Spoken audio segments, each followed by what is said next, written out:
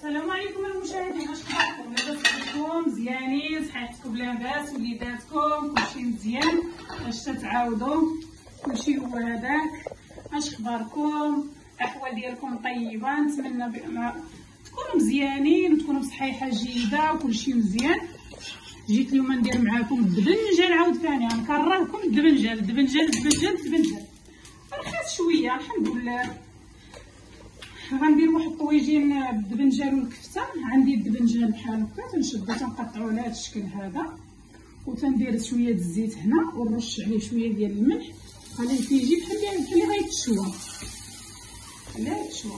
عندي واحد 4 دراهم ديال الراس، ها هي درتها تسلق غنديرها مع الكفته ديال الدجاج. عندي واحد 25 درهم ديال الصدره ديال الدجاج، غنقطعها وغنحرك لها شويه وغنوريكم شنو غندير فيها. دابا غندير هاد الدبنجال هذا فيه التشوى، ندير عليه شويه الزيت، عاد تندهن مقيله بحال هكا، تندهنها بحال هكا صافي. تندير نخليها يتشوى، من بعد غنديرو بواحد الميكه حتى نساليه كامل ونرجع نوريكم كيفاش ندير لاصوص ديالو ان شاء الله. من بعد ما شويه هادو على بحال هكا تيجيو على هاد الشكل هذا بحال هكا، شويه معايا طايره بالزيت ماشي معايا، لا تندهن بها المقله، تنشويهم تنحطهم هنايا يجيو بحال اللي مقليين وراه ما فيهمش الزيت بزاف. ندوزهم كامل على الشكل. هذه قطعتها مطيشه، قطعتها وحيدت ليها الزريعه، وندير لها شويه ديال الثومه والحمر. الرز ها انا طيبته درتو على السلطه.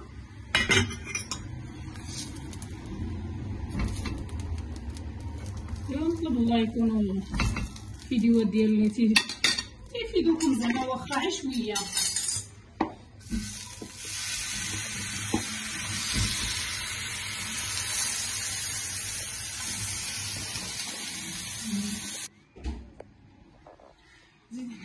ما عند قطعت الدجاج على هذا الشكل هذا، درت فيه واحد المعلقه صغيره د الكمون، معلقه الخرقوم، معلقه السكنجبير، واحد شويه د الابزار، الملح، شويه ديال التحميره، درت فيه واحد البصيله صغيره، درت فيه 3 سنينفات ديال الثوم وغنطحن.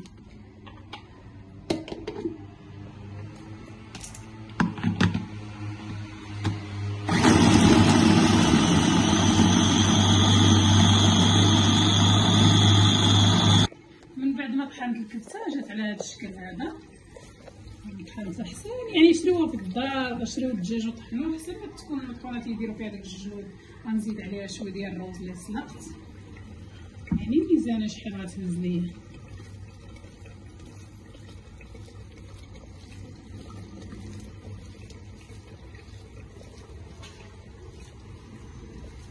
بارك الله. ما نزيدش الروز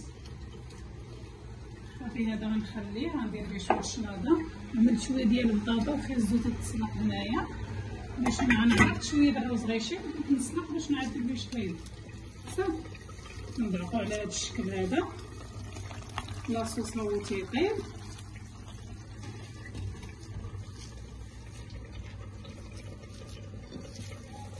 من بعد ما لويت الكفته ديالي على هذا الشكل هذا بحال هكا، تنوليها بحال هذا الشكل هذا، وتنجيب الدبنجال، نجيب الدبنجالات ونحطها بحال هكا ونلويها بحال هكا ونزعها نكملهم كاملين.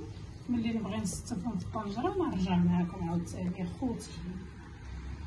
من بعد ما ساليتهم لويتهم كاملين على هذا الشكل هذا، هزيت واحد شويه د لاصوص من الطنجره نقصو وستفتهم بحال هذا الشكل هذا. تبغي ديرهم في الفران تيجيو في الفران زوينين، بغيتو ديرهم في الطاجين. انا عندي طاجين كبير بزاف خاصو واحد 2 كيلو المطيشه اللي بغا يعمر، بغيت نديرهم في هاد المقيله هادي، وكل واحد تنهزلو في الطبيسيل ديالو تيجيو بحال. من بعد ملي غنساليهم غنرجع هاد لاصوص هذا فوق منه ونسد البوطه، نسد النيجره ديالو، نقطع عليهم واحد الفليفله ملونه، ندير لهم واحد الفليفله حاره صافي ونخليهم يطيبوا. هاد الكفته اللي بقات لينا غنحطها هكا في الوسط على هاد الشكل هذا. مقويتش الدبنجال ونحق بركه من 3.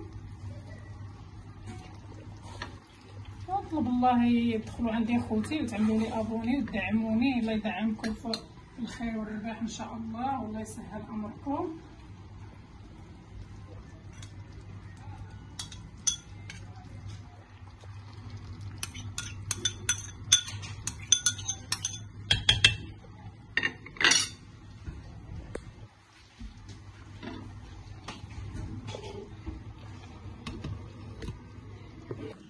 من بعد ما درت لها واحد شويه حامض مصير، نعمل لها واحد الفليفله ملونه حمراء، نعمل لها الحار، ها هو جوج حويرات صافي، نخليها طيب.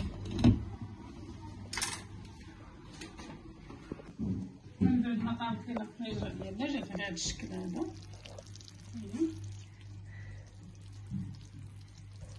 دابا غنغرفو في الطبسيل.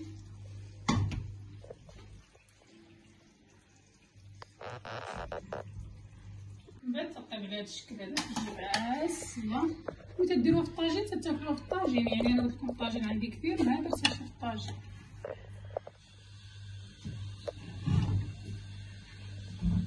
الحويره ها هي